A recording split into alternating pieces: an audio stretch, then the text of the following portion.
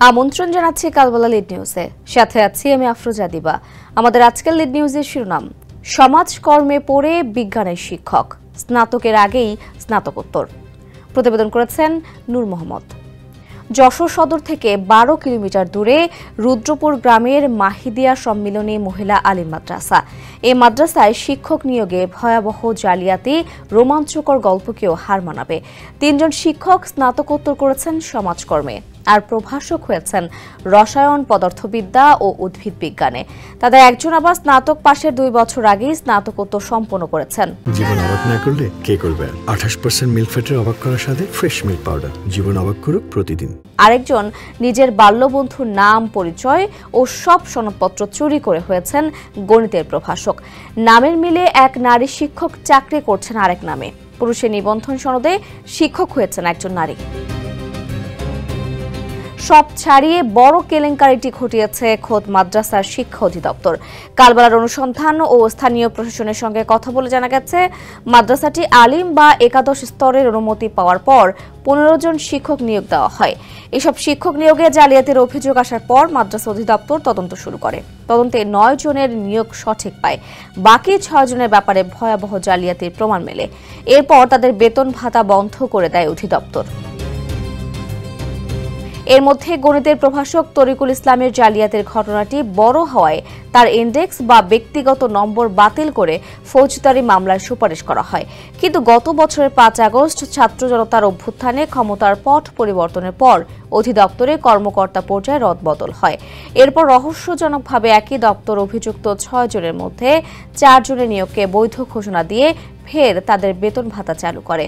পুরো প্রক্রিয়াটিতে অর্ধ কোটি টাকা লেনদেনের প্রমাণ পেয়েছে কালবেলা।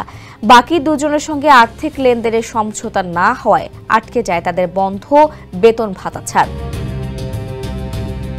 বড় জালিয়াতির নাম মুস্তাক আহমেদ। মাদ্রাসাটিতে 3 জন শিক্ষক রয়েছেন যারা সমাজকর্ম বিষয়ে পড়াশোনা করেছেন, অথচ তারা প্রভাষক হিসেবে নিয়োগ পেয়েছেন রসায়ন, পদার্থবিদ্যা ও উদ্ভিদ বিজ্ঞান বিষয়ে। তাদের মধ্যে সবচেয়ে বড় জালিয়াতিতে জড়িয়েছেন রসায়নের প্রভাষক মুস্তাক আহমেদ। তিনি মাধ্যমিক, উচ্চ মাধ্যমিক ও স্নাতক পর্যায়ে যেসব সনদ জমা দিয়েছেন সেগুলো মূলত তার নিজের নয়, তার নামের সঙ্গে মিল আছে এমন এক ব্যক্তির সনদ শিক্ষা বোর্ড ও জাতীয় বিশ্ববিদ্যালয় থেকে তুলে জমা দেন তিনি। ভয়াবহ জালিয়াতিটি করেন স্নাতকোত্তরের সনদে। মাসুম পারভেজ নামে এক ব্যক্তির সমাজকর্মের সনদপত্র সম্পাদনা করে রসায়ন বিষয় করে জমা দিয়ে হন এমপিওভুক্ত। কালবেলার পক্ষ থেকে সনদটি জাতীয় বিশ্ববিদ্যালয় থেকে যাচাই করে দেখা যায়, ওই সনদের প্রকৃত ব্যক্তির নাম মাসুম পারভেজ এবং সনদপত্রটি সমাজকর্ম বিষয়ের। শুধু একাডেমিক সনদই নয়, শিক্ষক নিবন্ধন এনটিআরসি এর যে সনদ মুস্তাক আহমেদ জমা দিয়েছেন সেটিও ভুয়া। তিনি স্কুল পর্যায়ে নিবন্ধন সনদকে ঘষা মাজা করে কলেজ পর্যায়ে নিবন্ধন সনদ বানিয়ে জমা দেন। তার এমপিও আবেদনে দেওয়া তথ্যেও রয়েছে গরমিল। বিএসসি পাশের আগেই তিনি এমএসসি পাশ করেছেন। জমা দেওয়া সনদে স্নাতকের ফল প্রকাশের সাল 2015, আর স্নাতকোত্তর করেছেন 2013 সালে। তার ব্যক্তিগত তথ্যেও গরমিল পাওয়া গেছে। নিয়োগ ও এমপিও ভুক্তির আবেদনের সঙ্গে জাতীয় পরিচয়পত্রের তথ্যের কোনো মিল নেই। ঠিকানা উল্লেখ করেছেন বলিয়ানপুর, বোয়ালিয়াঘাট, মনিরামপুর, অথচ জমা দেওয়া এনআইডিতে ঠিকানা গোপালপুর, খানপুর, মনিরামপুর। আবেদনে বাবার নাম হাশেম আলী উল্লেখ করলেও এনআইডিতে আছে হাশেম আলী সর্দার। জানতে চাইলে মুস্তাক আহমেদ কালবেলাকে বলেন, আমি রসায়নেই পড়াশোনা করেছি, কারো সনদও জালিয়াতি করিনি। তবে জাতীয় বিশ্ববিদ্যালয়ের সার্ভারে তার জমা দেওয়া সনদে অন্যজনের নাম আসার বিষয়ে তিনি কোনো সদুত্তর দিতে পারেননি। আর্থিক লেনদেনের বিষয়টি অস্বীকার করে মুস্তাক বলেন, একসময় কিছু লেনদেন হয়েছিল, কিন্তু এবার তদন্তের পর সেরকম হয়নি। সমাজকর্মে পড়ে বিজ্ঞানের শিক্ষক হয়েছেন আরো 2 জন। মুস্তাক আহমেদের মতো আরো 2 জন শিক্ষকের তথ্য মিলেছে যারা সমাজকর্মে পড়াশোনা করে পদার্থ ও উদ্ভিদ বিজ্ঞানের শিক্ষক হয়েছেন। এমন একজন হলেন আব্দুল কাইয়ুম। তিনি ফরিদপুরের রাজেন্দ্র কলেজ থেকে সমাজকর্মে পড়াশোনা করে যশোরের মাহিদিয়া সম্মিলনী মহিলা আলিম মাদ্রাসার উদ্ভিদ বিজ্ঞানের শিক্ষক হয়েছেন। অন্যজনের নাম মাসুম পারভেজ। তিনিও ফরিদপুরের রাজেন্দ্র কলেজে সমাজকর্মে পড়াশোনা করেছেন, অথচ হয়েছেন মাদ্রাসার পদার্থ বিজ্ঞানের শিক্ষক। তবে তদন্তের পর এই 2 জনের বেতন ভাতা বন্ধ রেখেছে মাদ্রাসা অধিদপ্তর। অন্যদের বেতন ভাতা ছাড় হলেও এই 2 জনের না হওয়ার কারণ হিসেবে উঠে এসেছে আর্থিক লেনদেনের বিষয়ে অধিদপ্তরের সংশ্লিষ্ট কর্মকর্তার সঙ্গে তাদের বনিবনা না হওয়া। এক তরিকুলের সনদে আরেক তরিকুলের চাকরি। 2015 সালে মাদ্রাসাটিতে গণিতের প্রভাষক পদে নিয়োগ বিজ্ঞপ্তির পর সে পদের জন্য আবেদন করেন 4 জন। তাদের মধ্যে 2 জনের নামই মোহাম্মদ তরিকুল ইসলাম। নামের বানান ও ঠিকানাও এক, পার্থক্য শুধু বাবার নামে। একজনের বাবা ওহেদ আলী, অন্যজনের রুস্তম আলী বিশ্বাস। দুজনই একই গ্রামের এবং বাল্যবন্ধু, কলেজেও একসঙ্গে পড়েছেন। নিয়োগ পরীক্ষায় ওহেদ আলীর ছেলে তরিকুল 27.4 নম্বর পেয়ে প্রথম হন। রুস্তম আলী বিশ্বাসের ছেলে তরিকুল 22.6 নম্বর পেয়ে হন চতুর্থ। নিয়ম অনুযায়ী মেধাক্রমে প্রথম জনকে নিয়োগ দেওয়ার সুপারিশ করে ম্যানেজিং কমিটি। অথচ চতুর্থ হওয়া তরিকুল প্রথম হওয়া তরিকুলের সনদপত্র ব্যবহার করে মাদ্রাসাটিতে নিয়োগ পান। নিয়োগ কমিটির একজন সদস্য কালবেলাকে বলেন, এই দুজনের নামের মিল দেখে 12 লাখ টাকার বিনিময়ে চতুর্থ হওয়া তরিকুলকে চাকরি দেন অধ্যক্ষ ফারুক হোসেন।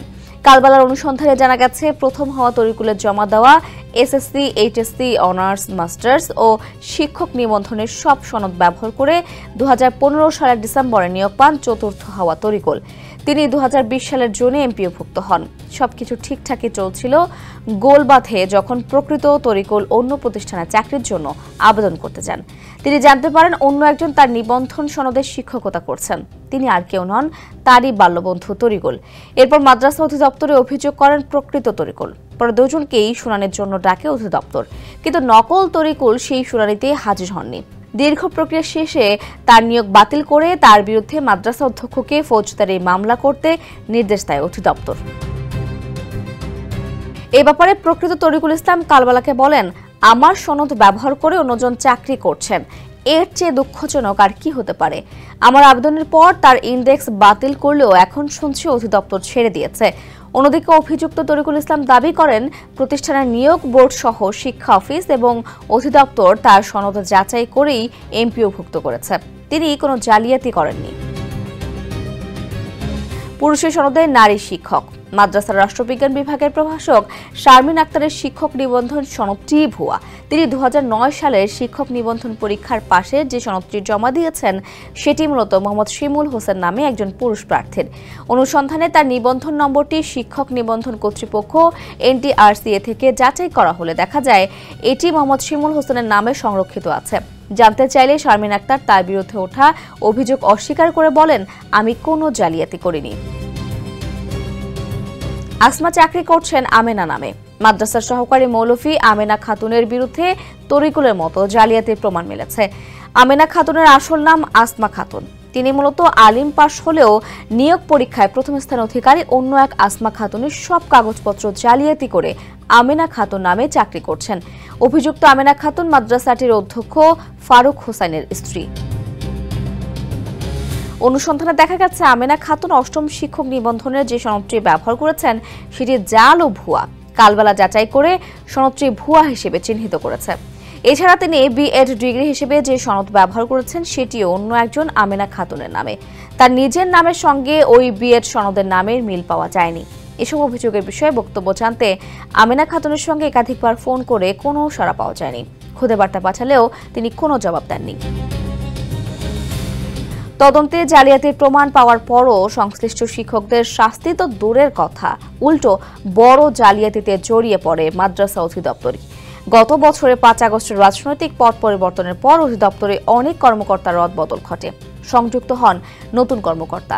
এরপর মাদ্রাসার অধ্যক্ষ অভিযুক্ত শিক্ষকদের চাকরি ফিরিয়ে দিতে 12 লাখ টাকা ঘুষ দেন অধিদপ্তরের সংশ্লিষ্ট কর্মকর্তাদের।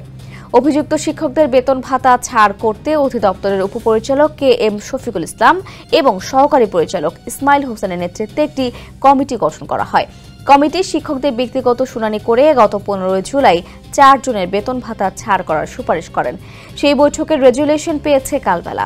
সেখানে কমিটি বলছে, তরিকুলের নিয়োগপত্র, যোগদান, পরীক্ষার মূল্যায়ন শীট, সনদপত্র ও অন্যান্য তথ্য সঠিক বলে প্রতীয়মান হওয়ায় তার বেতন ভাতা ছাড়ের সুপারিশ করা হলো। অন্যদিকে যে অধিদপ্তর তদন্ত করে তরিকুলের ইন্ডেক্স বাতিল করেছিল সেই একই অধিদপ্তর তার ইন্ডেক্স পুনর্বহালের প্রক্রিয়া চলমান রেখেছে। নতুন তদন্ত কমিটি সব কাগজ সঠিক বলার কারণ খুঁজতে গিয়ে মোটা অঙ্কের আর্থিক লেনদেনের সন্ধান পেয়েছে কালবেলা, যেখানে 2 জন শিক্ষকের কাছ থেকে 22 লাখ টাকা নিয়েছে ওই কমিটি। অন্যদের কাছে থেকে 21 লাখে রফাদফা হয়। প্রত্যেকের কাছ থেকে অগ্রিম 5 লাখ টাকা আর বাকি টাকা কিস্তিতে নেওয়া হবে এমন শর্তে তাদের দায় মুক্তি দেওয়া হয়। তবে সমাজকর্মে পড়ে শিক্ষক হওয়া বাকি দুজনের সঙ্গে লেনদেন সন্তোষজনক না হয় আপাতত তাদের বেতন ভাতা ছাড় হয়নি, যা বলছে মাদ্রাসা ও অধিদপ্তর কর্তৃপক্ষ। মাহিদিয়া সম্মিলনী মহিলা আলিম মাদ্রাসার অধ্যক্ষ ফারুক হোসেন অভিযোগের বিষয়ে কোনো মন্তব্য করতে রাজি হননি। তদন্ত কমিটির আহ্বায়ক ও মাদ্রাসা শিক্ষা অধিদপ্তরের উপপরিচালক doctor K M Shafiqul Islam কালবেলাকে বলেন, এখানে কিছু হয়েছে কিনা আমার জানা নেই। কমিটির অন্য সদস্যরা সবকিছু যাচাই বাছাই করে আমার কাছে উপস্থাপন করেছেন, আমি শুধু স্বাক্ষর করেছি। এর বাইরে এখানে কোনো লেনদেন হয়ে থাকলে তা আমার জানা নেই। তৃতীয় কোনো পক্ষ এখানে আর্থিক লেনদেন করে থাকলে সেটি আমি কিভাবে বুঝবো, এমন প্রশ্ন রাখেন তিনি।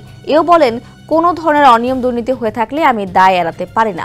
তবে যাদের দীর্ঘদিন ধরে বেতন বন্ধ, এসব শিক্ষকের ব্যাপারে কর্তৃপক্ষ একটু সহানুভূতিশীল থাকে। কমিটির অন্য সদস্য ও সহকারী পরিচালক ইসমাইল হোসেন বলেন, হাইকোর্টের রায়ের পরিপ্রেক্ষিতে আমরা তদন্ত করেছি। তদন্তের সময় যে কারণে তাদের এমপিও বাতিল হয়েছিল সেই ফাইলটি ছিল না। তরিকুলার ইন্ডেক্স বাতিল হয়েছে সেটাও আমার জানা ছিল না। আর্থিক লেনদেনের বিষয়টি অস্বীকার করে তিনি বলেন, কিছু হয়ে থাকলে আমার জানা নেই। সার্বিক বিষয় শিক্ষা মন্ত্রণালয়ের কারিগরি ও মাদ্রাসা বিভাগের সচিব মোহাম্মদ রফিকুল ইসলাম কালবেলাকে বলেন, এত গুরুতর অভিযোগ থাকার পরও এসব শিক্ষকের বিগত ফাইলপত্র যাচাই বাছাই ছাড়া বেতন ভাতা ছাড় দেওয়া ঠিক হয়নি। আমি বিষয়টি নিয়ে নতুন করে তদন্ত করাবো, প্রমাণ মিললে তারা অবশ্যই শাস্তি পাবেন।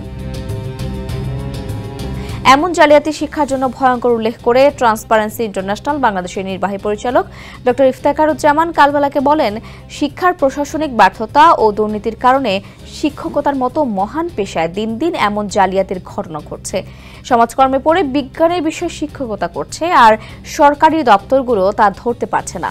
এতেই বোঝা যায় এখানে অন্য কিছু হচ্ছে। এটা ধরতেই হবে, না হয় শিক্ষার মান আরও তলানিতে যাবে।